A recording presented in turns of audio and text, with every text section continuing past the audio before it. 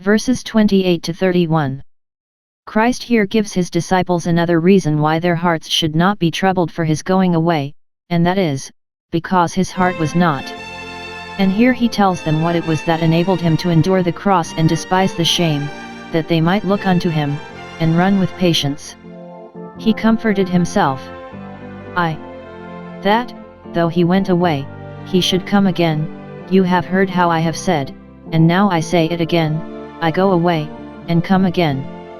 Note, what we have heard of the doctrine of Christ, especially concerning his second coming, we have need to be told again and again. When we are under the power of any transport of passion, grief, or fear, or care, we forget that Christ will come again. See Philosophy 4:5.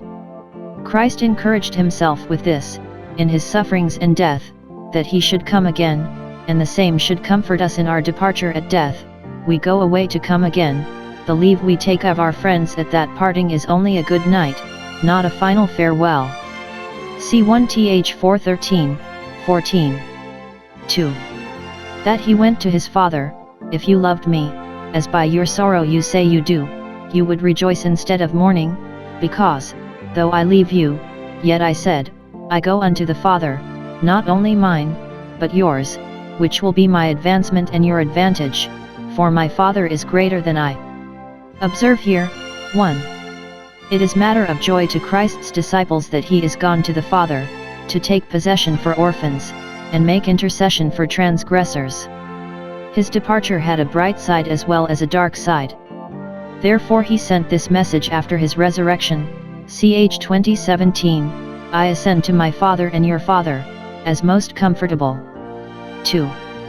The reason of this is, because the Father is greater than he, which, if it be a proper proof of that for which it is alleged, as no doubt it is, must be understood thus, that his state with his Father would be much more excellent and glorious than his present state.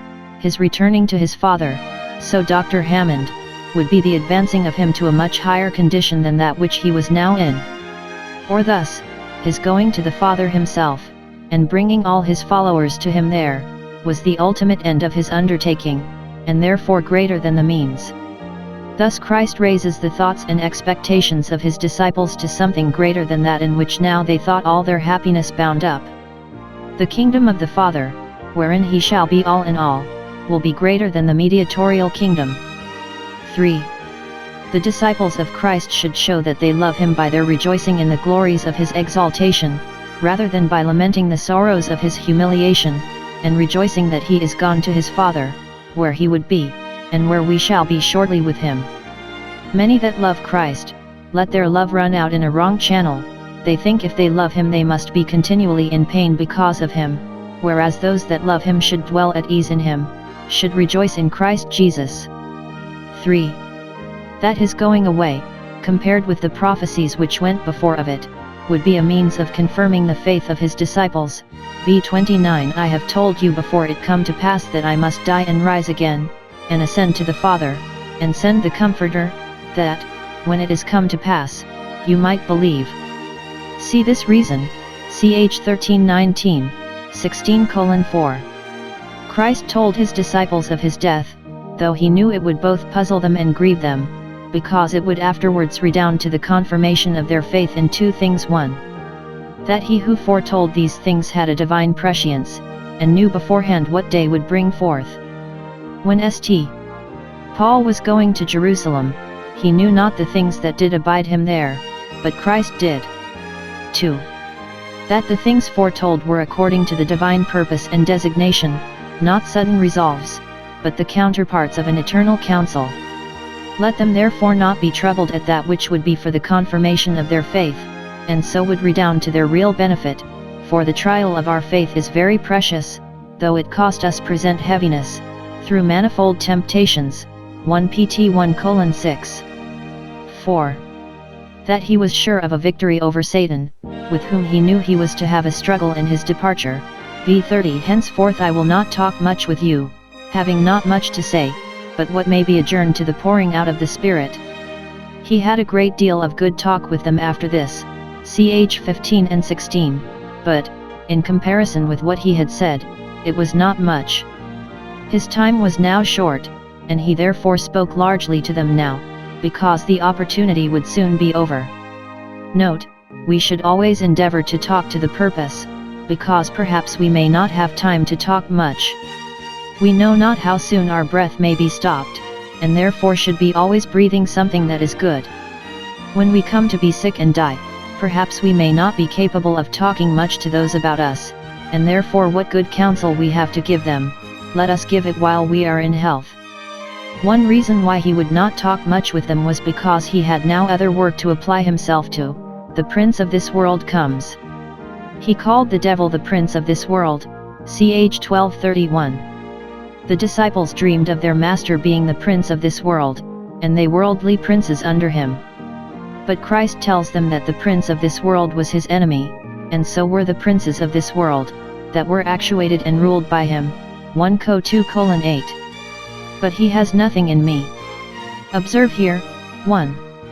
The prospect Christ had of an approaching conflict, not only with men, but with the powers of darkness.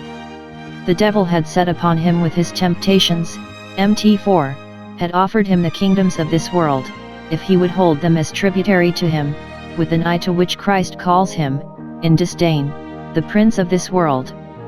Then the devil departed from him for a season, but now, says Christ, I see him rallying again, preparing to make a furious onset, and so to gain by terrors that which he could not gain by allurements, to frighten from his undertaking, when he could not entice from it. Note, the foresight of a temptation gives us great advantage in our resistance of it, for, being forewarned, we should be forearmed. While we are here, we may see Satan continually coming against us, and ought therefore to be always upon our guard. 2. The assurance he had of good success in the conflict, he hath nothing in me, auk eschiaiden he hath nothing at all. 1. There was no guilt in Christ to give authority to the prince of this world in his terrors. The devil is said to have the power of death, Hebrew 2:14, the Jews called him the angel of death, as an executioner. Now Christ having done no evil, Satan had no legal power against him, and therefore, though he prevailed to crucify him, he could not prevail to terrify him, though he hurried him to death, yet not to despair. When Satan comes to disquiet us, he has something in us to perplex us with, for we have all sinned, but, when he would disturb Christ, he found no occasion against him. 2. There was no corruption in Christ, to give advantage to the prince of this world in his temptations. He could not crush his undertaking by drawing him to sin, because there was nothing sinful in him, nothing irregular for his temptations to fasten upon, no tinder for him to strike fire into. Such was the spotless purity of his nature that he was above the possibility of sinning. The more Satan's interest in us is crushed and decays, the more comfortably may we expect sufferings and death. V. That his departure was in compliance with, and obedience to, his Father. Satan could not force his life from him, and yet he would die, that the world may know that I love the Father. V. 31. We may take this 1. As confirming what he had often said, that his undertaking, as mediator, was a demonstration to the world, 1. Of his compliance with the Father, hereby it appeared that he loved the Father. As it was an evidence of his love to man that he died for his salvation, so it was of his love to God that he died for his glory and the accomplishing of his purposes. Let the world know that between the Father and the Son there is not love lost. As the Father loved the Son, and gave all things into his hands, so the Son loved the Father, and gave his Spirit into his hand. 2. Of his obedience to his Father, as the Father gave me commandment, even so I did the thing commanded me in the manner commanded. Note, the best evidence of our love to the Father is our doing as he hath given us commandment. As Christ loved the Father, and obeyed him, even to the death, so we must love Christ, and obey him. Christ's eye to the Father's commandment, obliging him to suffer and die, bore him up with cheerfulness, and overcame the reluctancies of nature. This took off the offense of the cross, that what he did was by order from the Father. The command of God is sufficient to bear us out in that which is most disputed by others, and therefore should be sufficient to bear us up in that which is most difficult to ourselves. this is the will of him that made me, that sent me. 2. As concluding what he had now said, having brought it to this, here he leaves it, that the world may know that I love the Father. You shall see how cheerfully I can meet the appointed cross. Arise, let us go hence to the garden, so some, or, to Jerusalem. When we talk of troubles at a distance, it is easy to say, Lord, I will follow thee whithersoever thou goest, but when it comes to the pinch, when an unavoidable cross lies in the way of duty, then to say, Arise, let us go to meet it, instead of going out of our way to miss it, this lets the world know that we love the Father. If this discourse was at the close of the Passover supper, it should seem that at these words he arose from the table, and retired into the drawing room, where he might the more freely carry on the discourse with his disciples in the following chapters, and pray with them. Dr. Goodwin's remark upon this is, that Christ mentioning the great motive of his sufferings, his Father's commandment, was in all haste to go forth to suffer and die, was afraid of slipping the time of Judas's meeting him. Arise, says he, let us go hence, but he looks upon the glass, as it were, sees it not quite out, and therefore sits down again, and preaches another sermon. Now, 1. In these words he gives his disciples an encouragement to follow him. He does not say, I must go, but, let us go. He calls them out to no hardships but what he himself goes before them in as their leader. They had promised they would not desert him. Come, says he, let us go then, let us see how you will make the words good. 2.